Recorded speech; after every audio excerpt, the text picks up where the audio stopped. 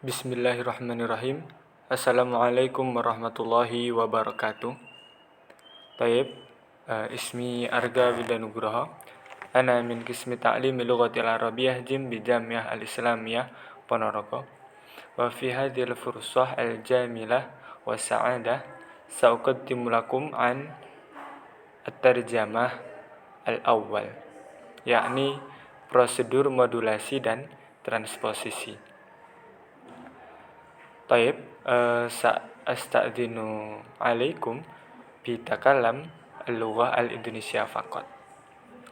Baiklah, tadi sebelumnya sudah dijelaskan oleh saudari Zahratul Ula tentang modulasi dan transposisi secara pengantar. Di sini saya akan sedikit mengulangi apa itu transposisi. Transposisi adalah suatu prosedur yang berkaitan dengan pengubahan dan penyesuaian struktur bahasa sumber ke dalam struktur bahasa sasaran. Prosedur ini ditempuh ketika penerjemahan tidak menemukan struktur bahasa penerima yang sama dengan struktur bahasa sumber penerjemahan. Maksudnya yang sama itu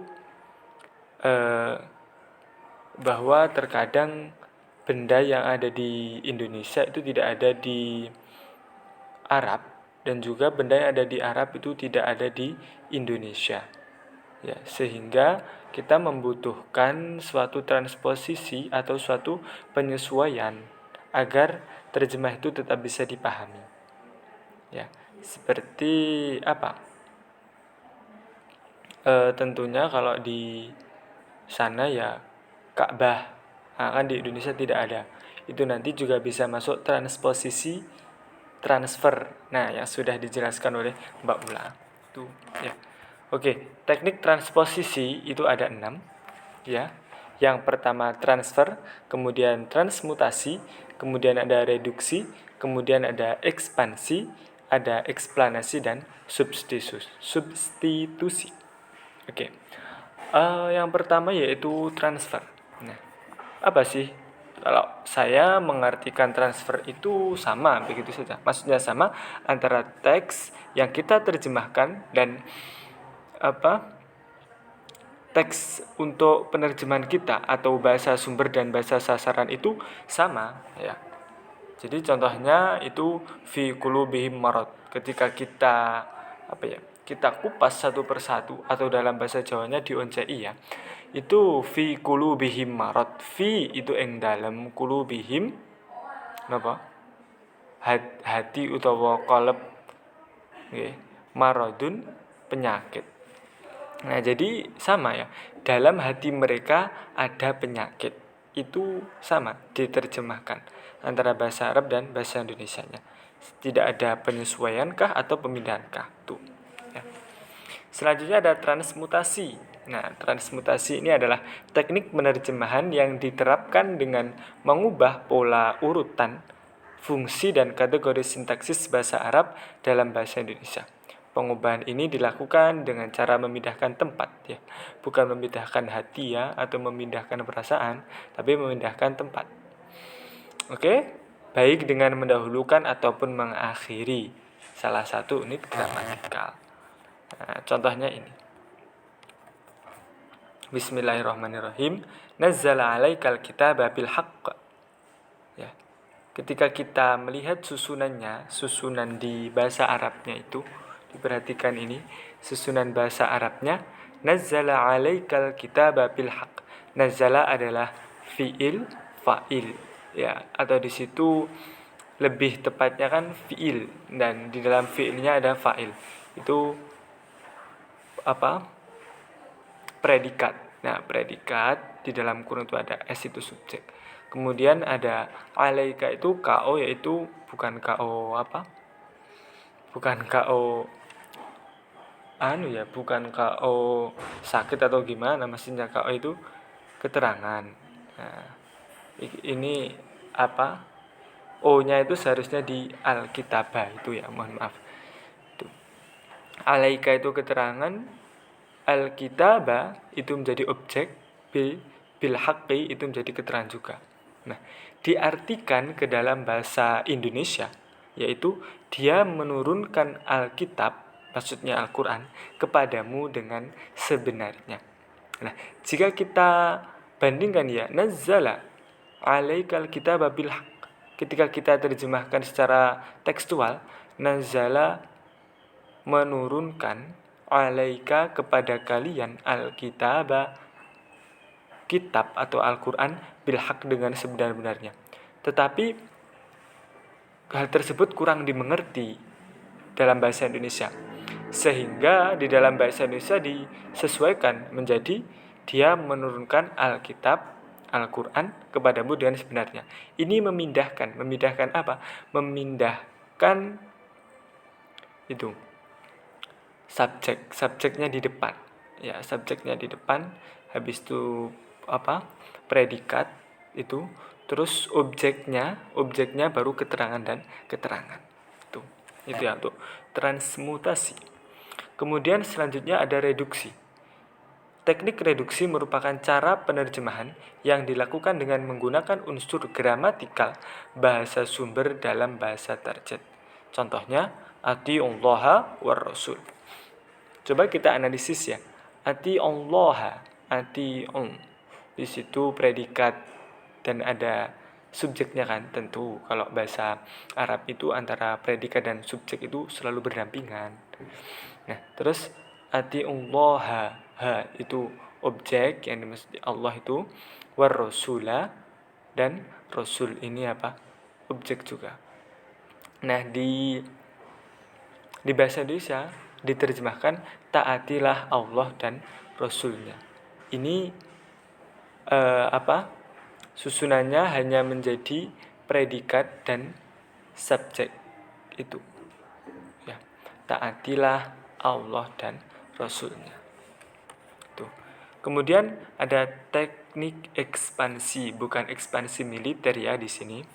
Yang dimaksud ekspansi di sini yaitu teknik menerjemahkan yang ditandai dengan perluasan fungsi, ya, dan kategori yang disebabkan adanya deskripsi makna bahasa sumber dalam bahasa tarjet. Contohnya frasa hunna la tu'iduna, yang secara harfiah itu berarti janganlah kamu mengadakan janji dengan mereka. Diperluas dengan menambahkan kata kawin, ya, ataupun menikah itu, sehingga menjadi janganlah kamu mengadakan janji kawin dengan mereka, ya, itu. Nah, ini ada eksplisitnya, ya, ada eksplisit ekspansi itu untuk ekspansi itu seperti tadi. Ini bisa kita lihat. Coba kita membuka bukunya Syihabuddin, ya. Kita buka dulu bukunya Syihabuddin. Mana ya bukunya Syihabuddin?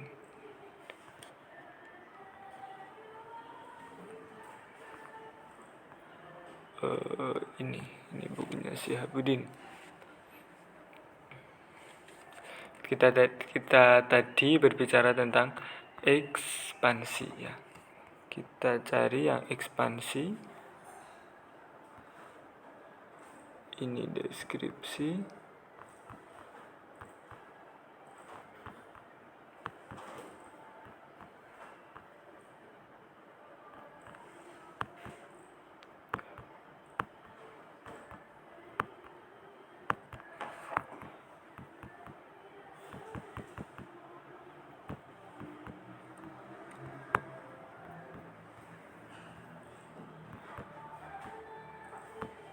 Mana?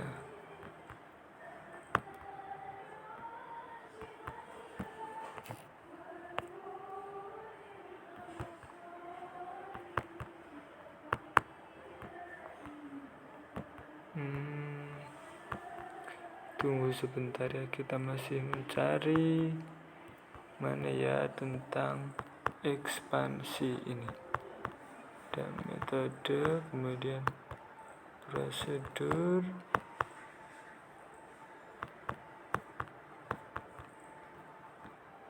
Inilah modulasi tadi sudah dijelaskan. Teknik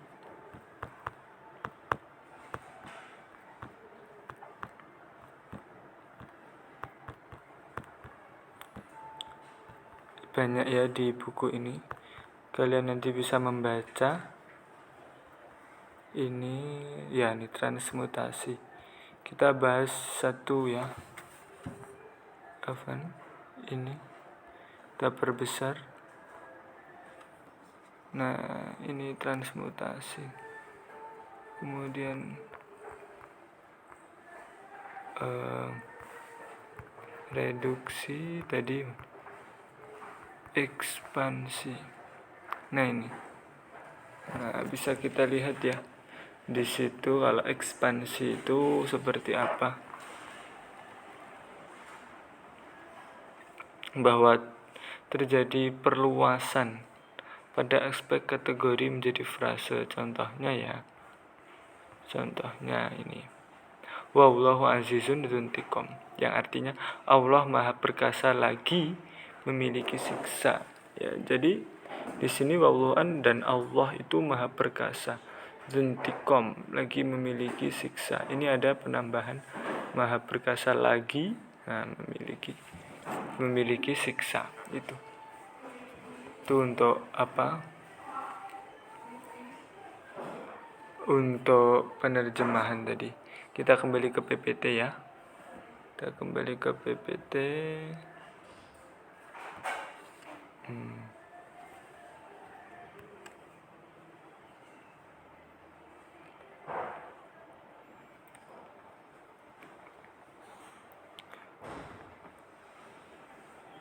Oke. Ini tadi teknik ekspansi, kemudian ada teknik eksplanasi atau teknik penerjemahan yang ditandai dengan pengeksplisit. Eksplisit itu seperti penyembunyian. Ya. Seperti ini contohnya.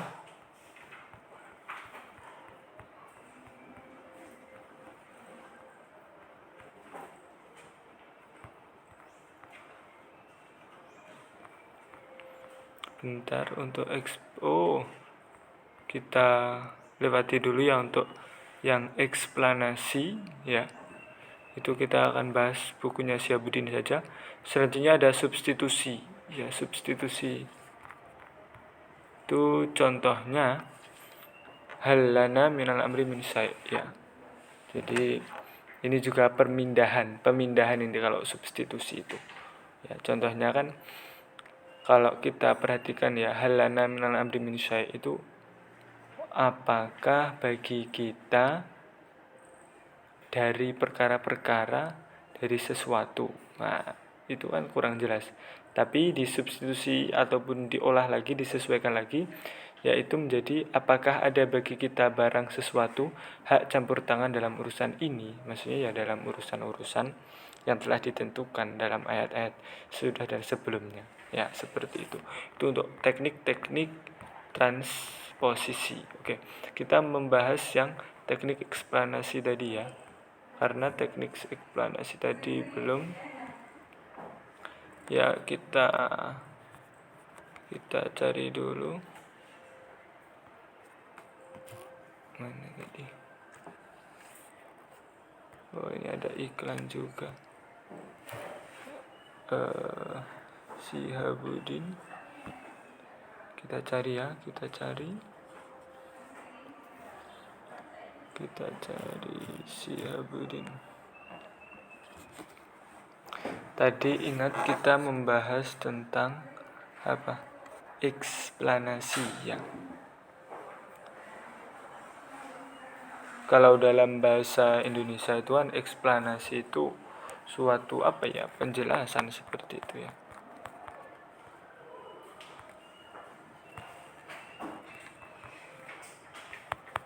Iya, begitu di bawah.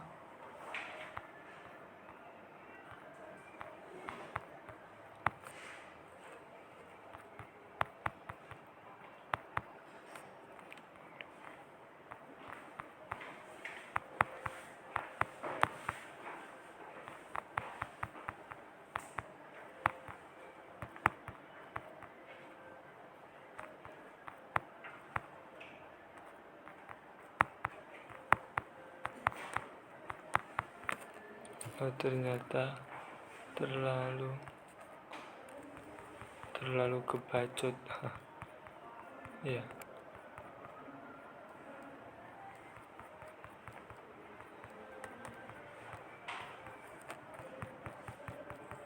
Masih di atas eksplanasi. Eksplanasi.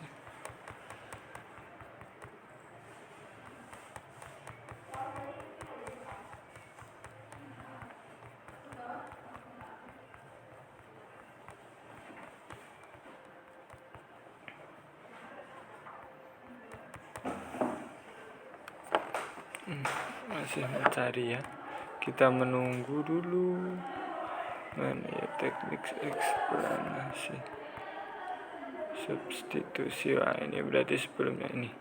Eksplanasi ya.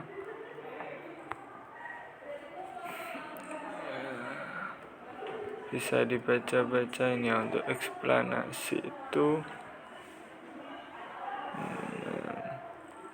Contohnya wabi salmihad itu kan wabi sa subjek, non mihad itu predikat. Itulah tempat yang seburuk-buruknya. Jadi diganti predikat dan subjek terlebih dahulu. Itu untuk polanya itu. Jadi mengeksplisitkan atau menyembunyikan. Itulah tempat itu. Ya, mihad. Mengeksplisitkan Alkitab itu Al-Quran alaikum. Nah, alaikum kepadamu itu dieksplisitkan ya, disembunyikan itu keterangannya. Oke. Nah, seperti itu tadi untuk penjelasan ya. Terima kasih sudah memperhatikan, semoga bermanfaat. Terus tetap belajar, semoga sukses. Dari saya cukup sekian. Syukron ala minkum wal afu minni ala akhta'i. Wassalamualaikum warahmatullahi wabarakatuh.